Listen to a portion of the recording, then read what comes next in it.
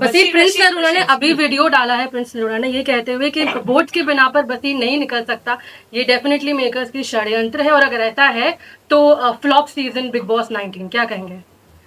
मुझे क्या कहने की जरूरत है, सब कुछ कहा जा रहा है and I am just letting it happen because जो ऑडियंस इस शो को, मैं आपको सच बताऊं, जो आप लोगों को लगता है कि बसीर, मैंने जो शो पे बोला है कि ये शो पे आना मेरा ड्रीम था, I aspire to become part of Bigg Boss, मुझे ये शो करना था बचपन से, it was because of contestants like Prince Narula.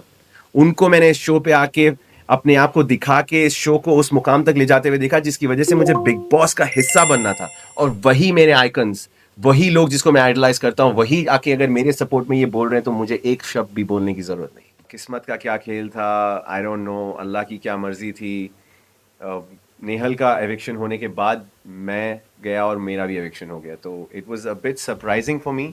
मैं बहुत नम था इस चीज़ को लेके एंड अभी भी मुझे इस चीज़ को एक्सेप्ट करने में थोड़ा सा वक्त लग रहा है।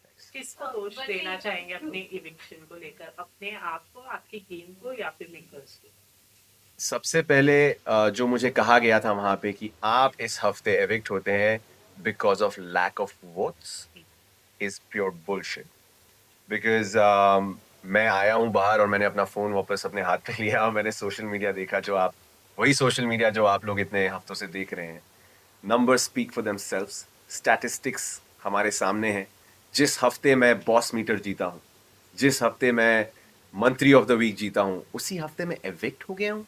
ये वही लोग हैं जो वोट दे रहे हैं गाइज, ये वही लोग हैं जो मुझे ये सब जिता रहे हैं, ये कॉन्टेस्ट, ये सारे पोल्स, ये वही लोग हैं जो वोट कर रहे हैं। तो how can I get less votes? देखिए, हर सीजन का एक स्टोरी होती है। हर सीजन में कुछ कंटेस्टेंट्स होते हैं जो शो को लीड करते हैं, और कुछ लोगों पे फोकस ज़्यादा होता है, कुछ लोग बस शो को आगे बढ़ाने के लिए होते हैं। तो इस सीजन की कहानी में शायद बसीर फिट नहीं हो रहा था। लाइक हम सबको पता है कि आप टॉप 5 में आराम से आ जाते हैं, like you have been really powerful and strong in terms of and contestant of Bigg boss.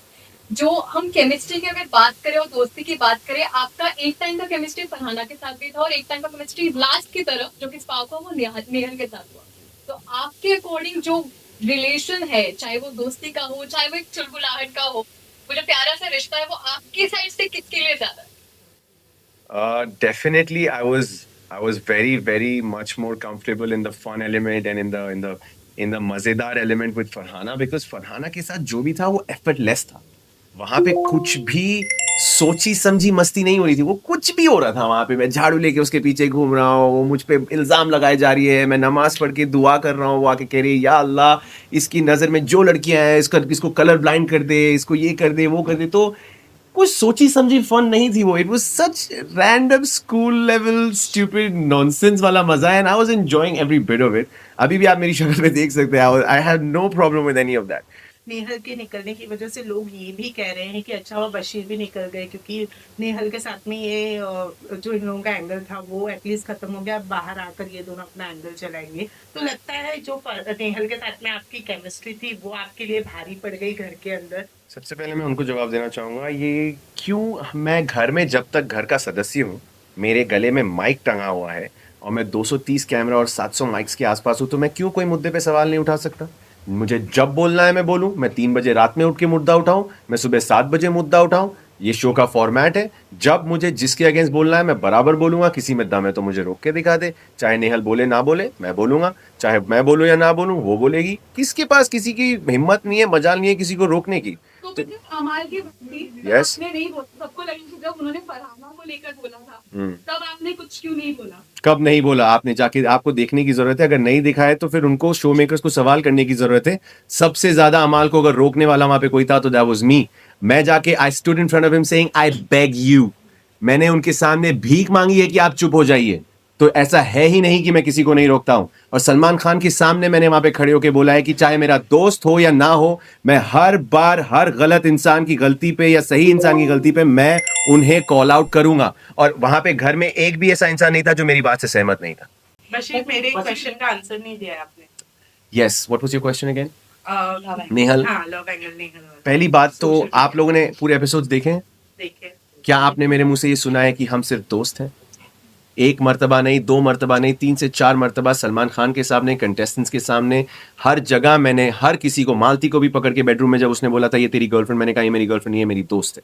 तो किसने बोल दिया कि हम प्यार में हैं? मैंने क्लियर किया है सबके सामने कि प्यार बहुत बड़ा शब्द है और प्यार तक जाने के लिए पहले दोस्ती ठीक होनी चाहिए, और इस वक्त हम दोस्त हैं और हम दोस्ती पे वर्क कर रहे हैं। क्या आप लोगों ने ये सुना है? नेहल से हमने बात किया तो जी। उन्होंने कहा कि वो कहीं ना कहीं आपके साथ प्यार में है, ये आपकी साइड से अभी क्लियर नहीं है। आप यस अपना मत यस बिल्कुल। आप अगर if you go back to where it started with Nehal ने फरहाना को कुछ बातें कही जिसकी वजह से फरहाना ने मुझे बुला के कहा कि I think Nehal has feelings for you, which is why Nehal और मैं साथ बैठने लगे, और वो क्लैरिटीज अभी हो रही थी कि ये दोस्ती से ये कब हुआ भाई, ये सब आपका क्या करें, क्योंकि मेरे उसके साथ इश्यूज खत्म नहीं हुए थे, हमारी दोस्ती में बहुत एरियर्स आ चुके थे जिसको अभी क्लियर करना जरूरी था, जिसके बाद हम ये क्या हो सकता है का सवाल कर सकते थे। बसीर वही जैसे कि आपने बोला कि आप लोग दोस्त हैं, Yes. ठीक है, वही सोशल मीडिया पे लोग ये बात करें कि इनकी लड़ाइयाँ सबसे ज्यादा एंटरटेनिंग थी देन इनकी दोस्ती। Could have been true because जब दोस्ती थी तो भी रियल थी, जब लड़ाइयां हुई तो भी रियल थी। आप एक चीज बोलिए, अगर मुझे घर में लोगों ने बोला था कि तुम लोग की दोस्ती तुम लोग की लड़ाइयां फेक रही हैं, मैंने कहा 2 कंटेस्टेंट्स बिग बॉस पे आके लड़ेंगे प्लान करके, और उसमें एक की बेइज्जती हो रही है, दूसरे की भी बेइज्जती हो रही है, क्या आप में से कोई भी बिग बॉस में जाके राजी होगा अपनी बेइज्जती करवाने के लिए? Nobody in the world would go on Big Boss and say चल तू मेरी बेइज्जती कर, मैं लेता हूं। No man, that's not never gonna happen, और नेहल और मेरे जैसे लोग तो कभी नहीं मानेंगे। आपने प्रणीत मोदी से एक चैलेंज किया था कि देखते हैं कौन जल्दी निकलता है, और उस टास्क में क्या हुआ, बट आप शर्त हार गए, आप जल्दी Yes. निकल गए, तो इस बात का बुरा लगा। ऑल्सो लाइफ में बुरा लगने से ज्यादा आई हैव एक्सेप्टेड कि ये बेट हुई थी, जब मैंने दुनिया के सामने ये बेट ली है तो इससे मुकरने का कोई सीन ही नहीं है। और जैसे ही मेरा एविक्शन हुआ, जब मैं सबसे बाय बाय कर रहा था, प्रणीत मेरे सामने खड़ा था in the garden area right there, I think he was the second और द थर्ड पर्सन जिसको मैंने बाय कहा, और मैंने उसकी शक्ल देखी, ही वाज almost about to shed a tear, वो बहुत इमोशनल हो गया था। तो मैंने कहा यार तू बेट जीत गया यार, अब क्या होगा? उसने मुझे हक करके कहता यार चुप कर, something like that, but I am telling this in front of the whole world again. उसकी जर्नी खत्म होने दो, वो आएगा बाहर, हम दोनों कुछ ना कुछ उस बेट का एक नतीजा ढूंढेंगे, और वो बेट का वो रिजल्ट आएगा ही आएगा। ये मेरे शब्द है जो मैंने वहां कहा था, मैं उससे मुकर्रा नहीं हूं।